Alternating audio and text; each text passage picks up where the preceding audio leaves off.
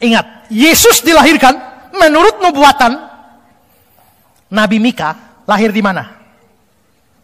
Mika 5 ayat 1. Tetapi engkau, hai Bethlehem Efrata, Yesus harus lahir di Bethlehem.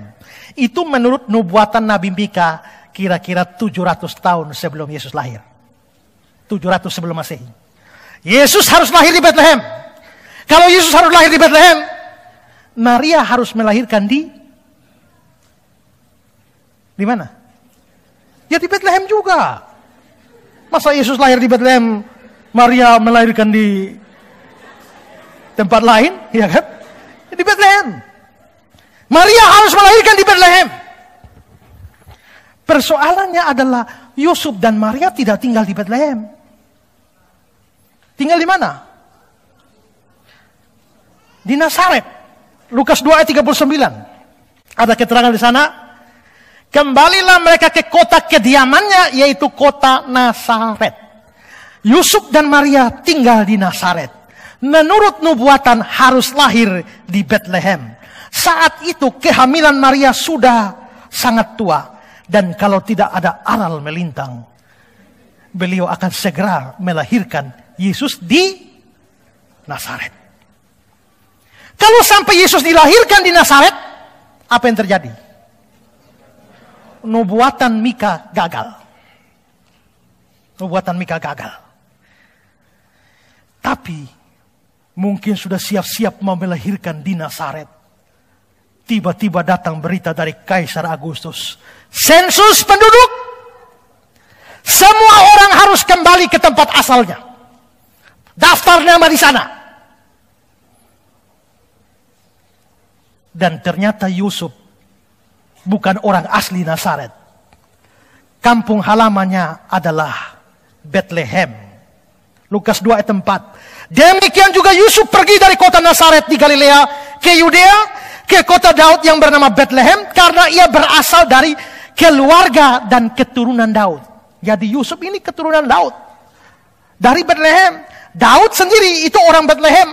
1 Samuel 20 ayat 6. Daud telah meminta dengan sangat kepadaku untuk pergi dengan segera ke Bethlehem kotanya. Berarti Bethlehem itu kota Daud. Yusuf keturunan Daud. Yusuf asli orang Bethlehem. Nah, karena itu maka Yusuf dan Maria sesuai perintah sensus harus berangkat ke Bethlehem untuk daftar di sana. Lukas 2 ayat 4 dan 5. Ya. Ayat yang kelima, supaya didaftarkan bersama-sama dengan Maria. Begitu baru mau masuk Bethlehem, cari tempat belum dapat, karena tempat penginapan penuh, apa yang terjadi? Ayat 6, 7. Ketika mereka tiba, waktunya Maria untuk bersalin. Dia melahirkan seorang anak laki-laki, anak yang sulung, dibungkus dengan lampin dan seterusnya. Maka saudara-saudara, Yesus akhirnya lahir di Bethlehem. Dan nubuat Mika terpenuhi. Sekarang pikir, seandainya tidak ada sensus, apa yang terjadi? Meleset semua. Nubuat meleset. Firman Tuhan salah. Tapi gara-gara sensus, Kaisar Agustus yang di ujung sana, ya. Yusuf dan Maria di ujung sana, jauh sekali. Tapi keputusan dari Kaisar Agustus mempengaruhi tergenapinya nubuatan. Saya kutip kata-kata Pak Budi Asali. Tanpa ia sadari, di sini adalah Kaisar Agustus. Tanpa ia sadari, Kaisar kafir ini melakukan sesuatu yang menyebabkan tergenapinya nubuat firman Tuhan ini.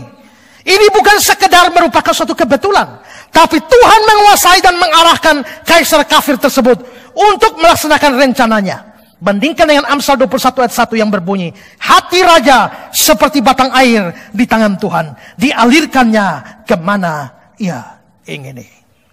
Jameson, Fawcett and Brown. Sampai saat ini Maria hidup di tempat yang salah untuk melahirkan Mesias. Ya kan? Kan dia di Nazaret, salah tempat. Kalau dia tinggal lebih lama sedikit saja di Nazaret, nubuat tentang kelahiran di Bethlehem akan gagal.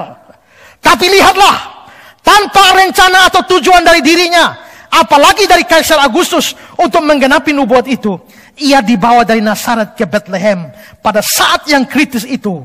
Masanya untuk melahirkan tiba. Jadi saudara, kalau ada nubuat yang nyaris gagal, itu ini. Hampir sedikit gagal. Seandainya tidak ada sensus, perintah sensus datang dari Roma. Ya, tapi dengan ada perintah sensus dari Roma, maka nubuat Tuhan tergenapi. Artinya apa? Artinya Allah itu Allah yang berdaulat di atas seluruh bumi, seluruh sejarah. Dia yang mengontrol jalannya sejarah, sehingga seluruh sejarah itu berjalan seturut dengan kehendaknya. Secara manusia terlihat nyaris nubuat itu meleset. Tapi Tuhan tahu menggenapi firman-Nya. Tuhan tahu menggenapi janji-janjinya. Dan karenanya firman-Nya itu tidak mungkin gagal. Lebih daripada itu, ternyata kaisar besar di Romawi yang terkenal itu, yang digelari Raja Damai karena dia membawa Pax Romana untuk seluruh Romawi. Pada saat itu dia menyelamatkan Roma, maka dia diberi gelar Soter, juru selamat dunia. Sementara Agustus menjadi Raja Damai dan juru selamat dunia, seorang Raja Damai yang sesungguhnya, juru selamat yang sesungguhnya, mau lahir di tempat yang salah. Tapi Tuhan pakai Raja Damai dan juru selamat di sana untuk mengatur demi kepentingan Raja Damai dan juru selamat yang ini. Berarti siapakah yang lebih berkuasa antara Kaisar Agustus dan Yesus?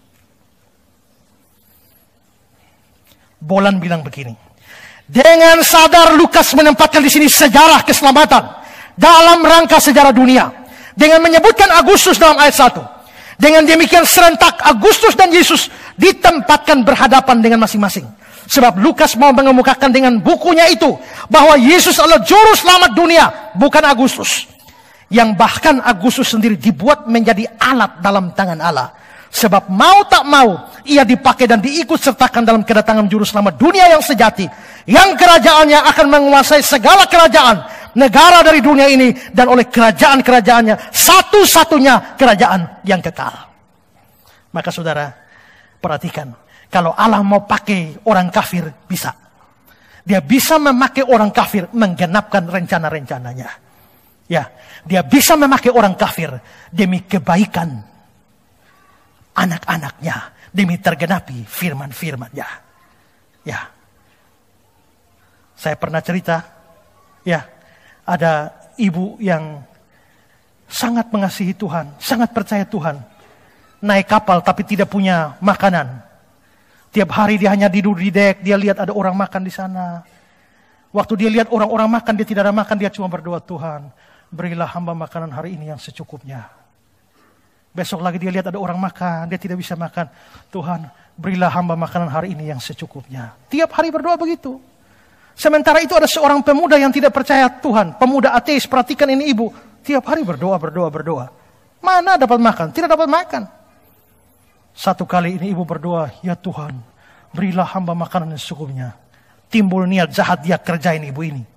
Begitu ibu bilang ini, ya Tuhan, berilah hamba makanan secukupnya. Dia ambil apel satu buah, dia taruh di ibu punya tangan.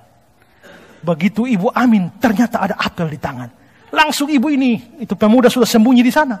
Ini ibu, Tuhan, terima kasih Tuhan engkau menjawab doaku. Hamba minta makanan hari ini secukupnya. Tuhan buat satu apel di tangan hambamu. Begitu dia bersyukur kepada Tuhan, itu pemuda ateis datang. Hei ibu, bukan Tuhan yang kasih lu itu apel. Tuhan tidak ada. Yang kasih apel itu kepada kamu itu saya, bukan Tuhan.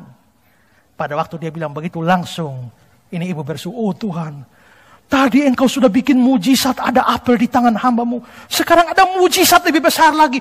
Bahkan engkau pakai seorang anak setan untuk membawa apelnya kepadaku. Ya toh? Berarti Tuhan bisa pakai orang kafir untuk menggenapkan rencananya.